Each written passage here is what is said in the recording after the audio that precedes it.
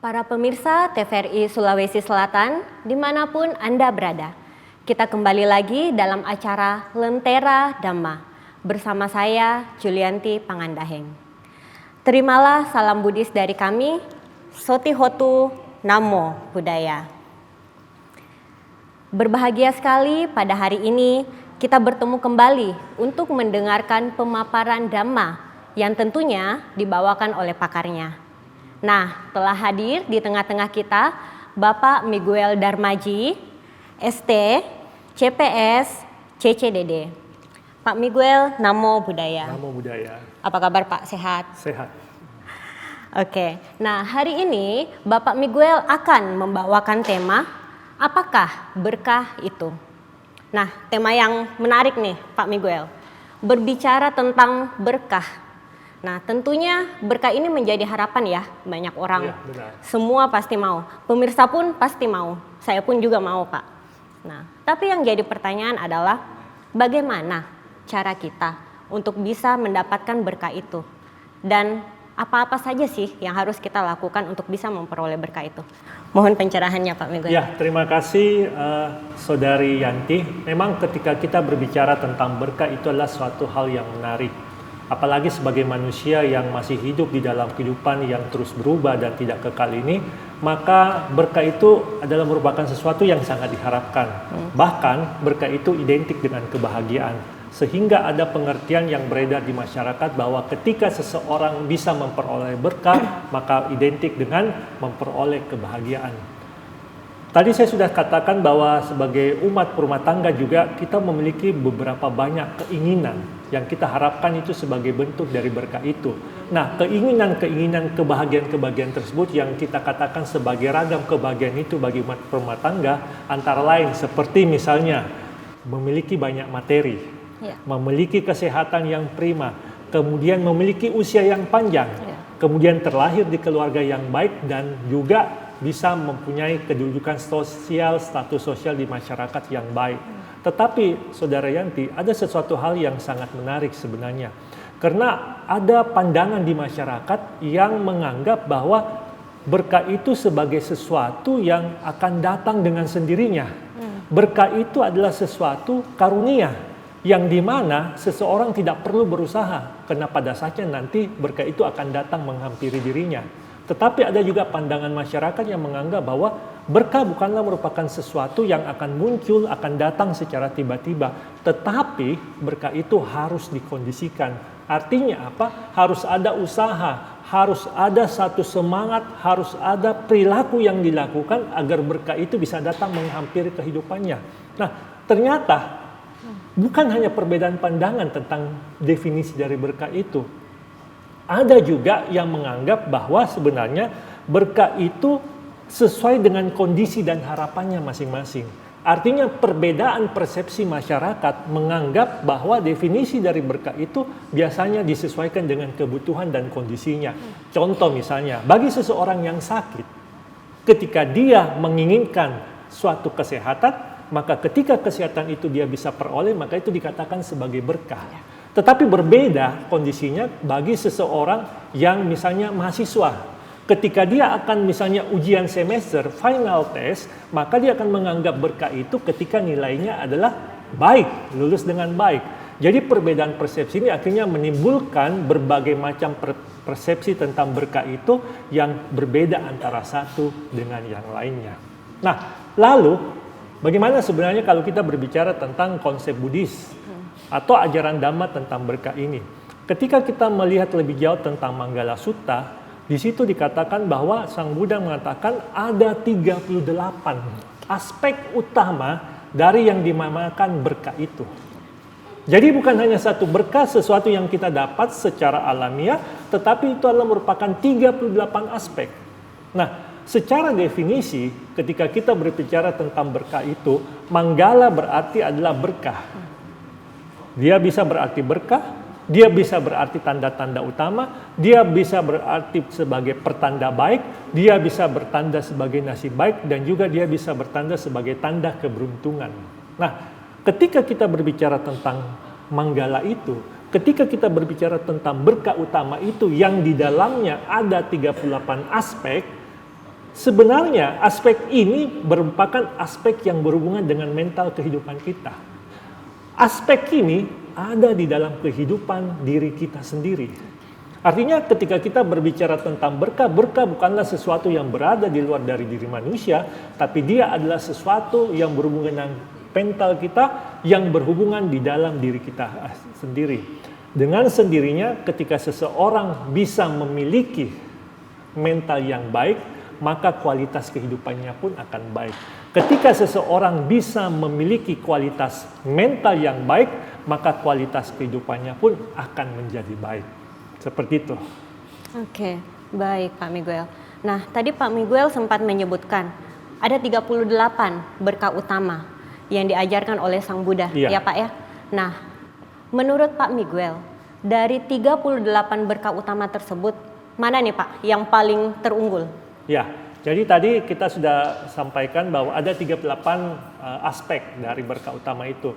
Sebelum saya menjawab pertanyaan dari Saudara Yanti yang sangat menarik, kita harus melihat dulu bahwa 38 aspek berkah utama itu sebenarnya dia berdisikan kepada tiga bagian utama. Yang pertama adalah tentang menceritakan tentang bagaimana ciri-ciri seseorang yang memiliki berkah utama itu.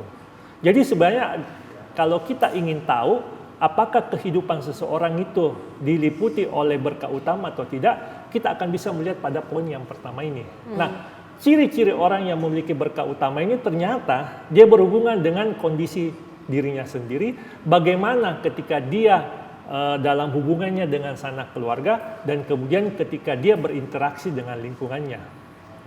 Pokok yang kedua adalah bahwa setelah ciri-ciri seseorang tadi yang memiliki berkah utama, maka yang kedua adalah seseorang yang ingin berjuang untuk memperoleh berkah utama. Ada usaha yang dilakukannya. Nah, ada usaha yang dilakukannya ini bisa dalam bentuk apa? Bisa dalam bentuk yang pertama namanya merawat sila, yang kedua menghormati guru, yang ketiga mau belajar dan mempraktekkan, yang keempat adalah mengendalikan dan kemudian berjuang. Nah, yang ketiga yang terakhir apa? Setelah kedua tahapan tadi dilewati, maka yang ketiga dia akan memperoleh kualitas seseorang yang memiliki berkah utama. Nah, kalau kita melihat hal ini Saudara Yanti, bahwa 38 aspek ini sebenarnya tidak ada sesuatu pun yang tidak berhubungan dengan sendi-sendi kehidupan manusia. Artinya, di dalam kehidupan manusia, 38 aspek ini merupakan bagian dasar dari sendi-sendi kehidupan manusia.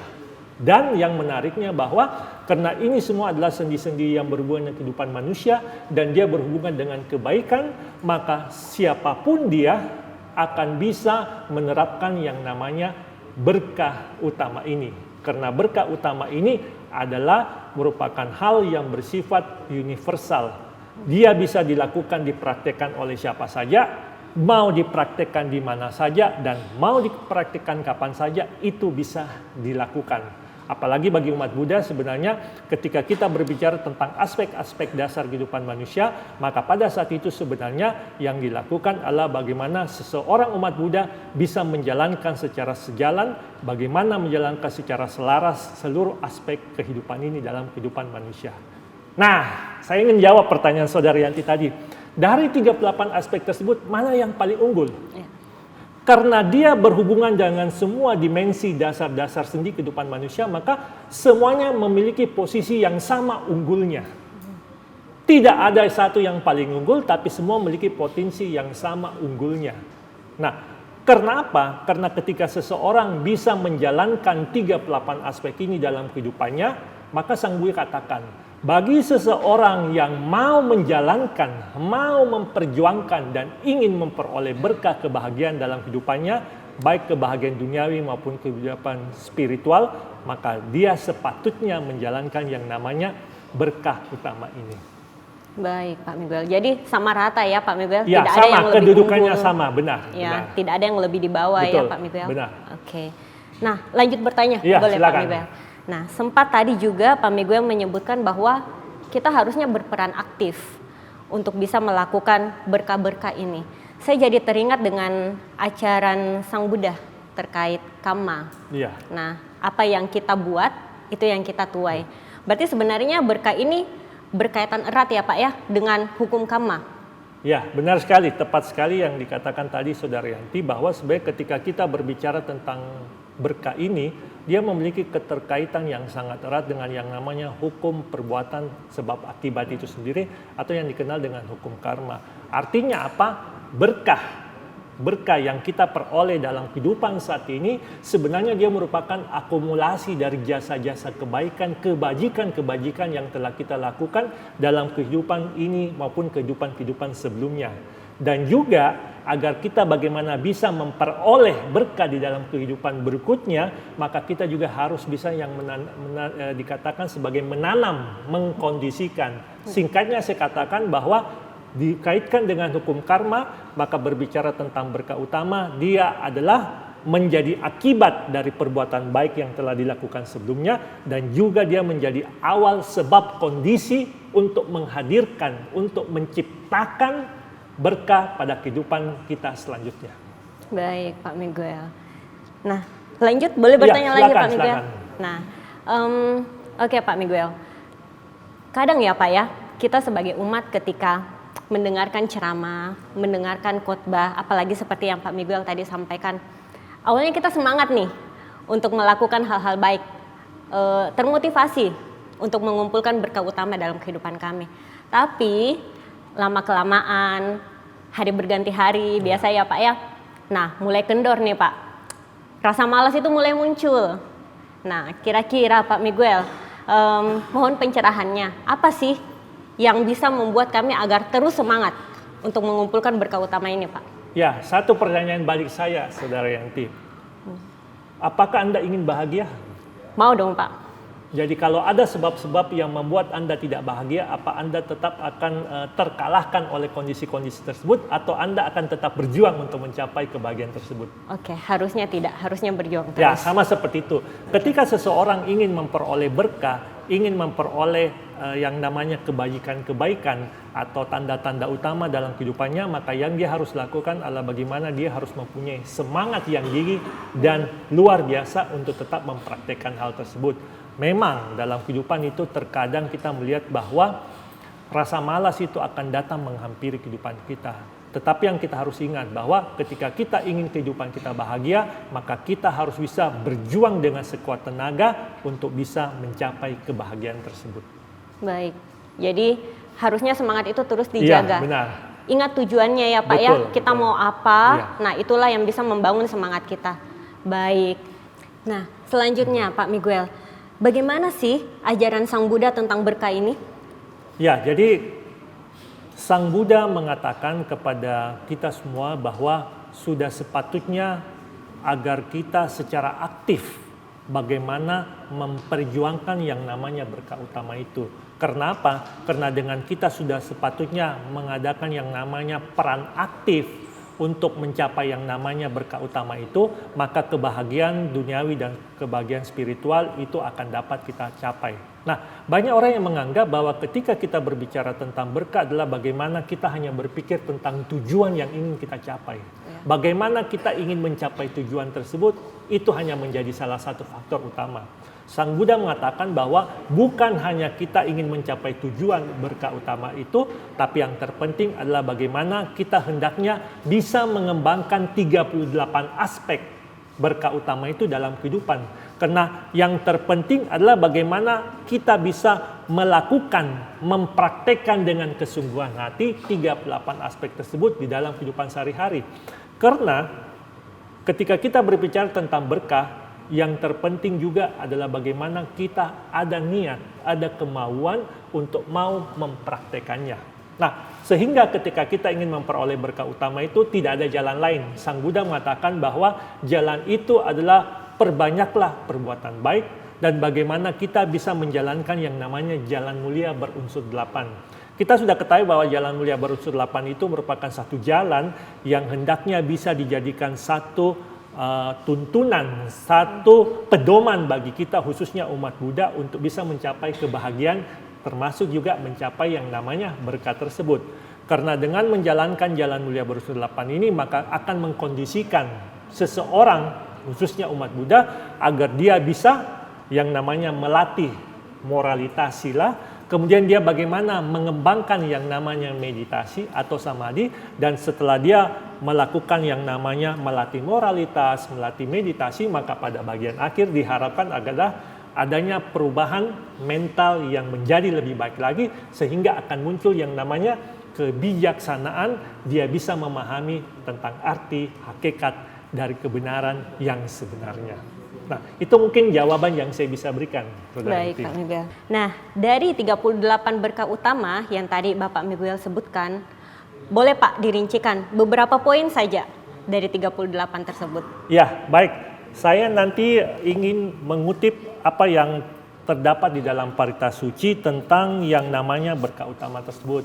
Jadi saya mungkin akan bacakan saja, Saudara Yanti, supaya kita ada gambaran. Dari tadi dikatakan tentang berkah utama itu 38 aspek. Apa sebenarnya 38 aspek tersebut? Nah, saya akan membacakan saja bahwa ada 38 aspek utama yang berkaitan dengan yang namanya berkah utama ini.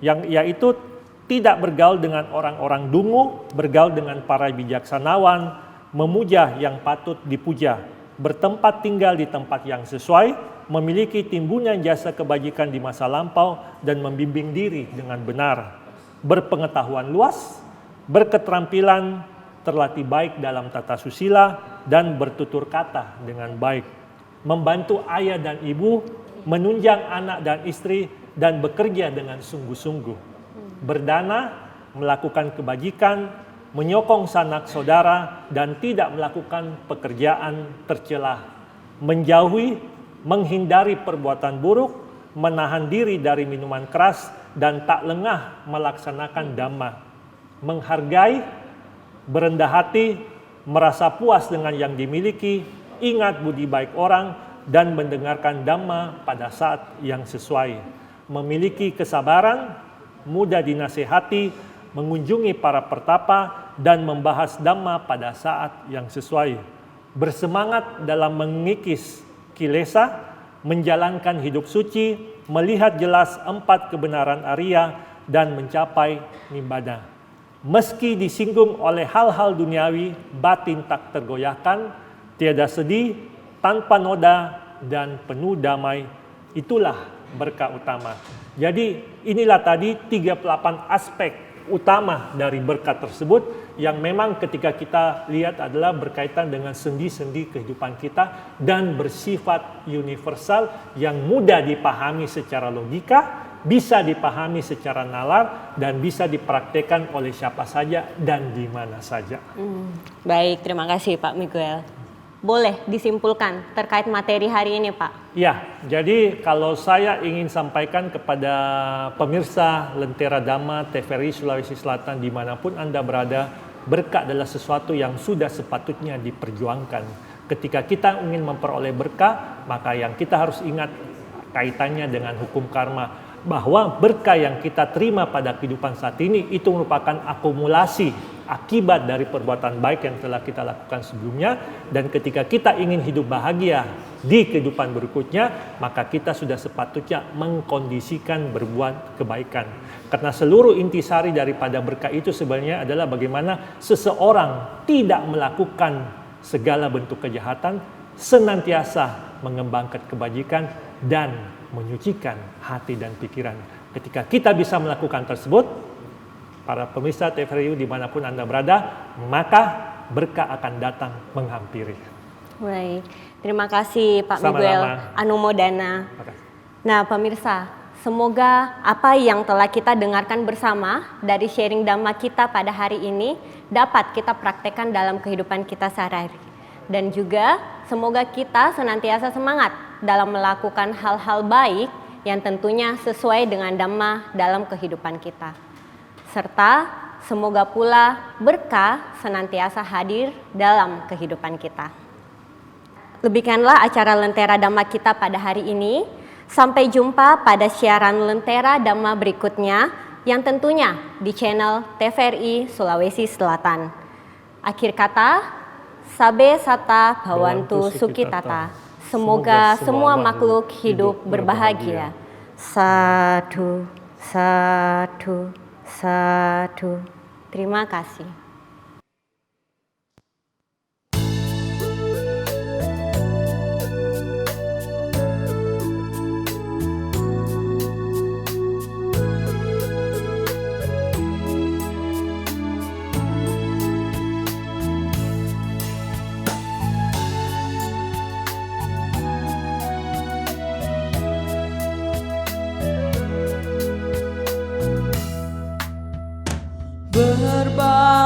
Berbahagialah yang hidup tanpa benci, berbahagia yang tiada terikat kemenangan, tiada belenggu dan derita. Berbahagialah terlahir sebagai manusia, berbahagia yang mengerti hukum kesunyataan, tiada lagi roda samsara. Bagaikan perahu menyeberang lautan hidup samsara. Siapa yang mencapai pantainya, bahagialah dan sejahtera.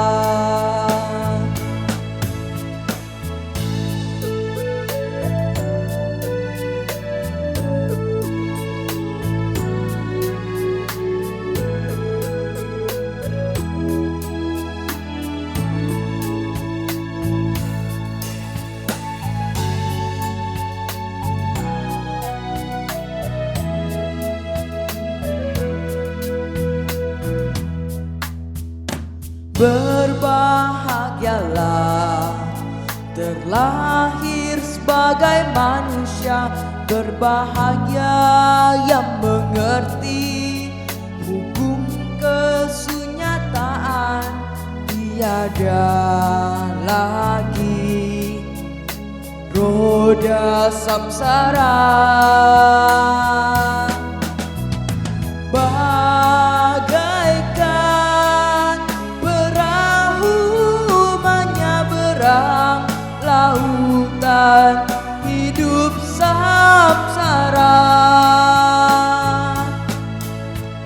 Siapa yang mencapai pantainya, bahagialah dan sejahtera. Bagaikan perahu menyeberang lautan hidup samsara. Siapa yang mencapai pantainya, bahagialah dan sejahtera. Bahagialah dan sejahtera.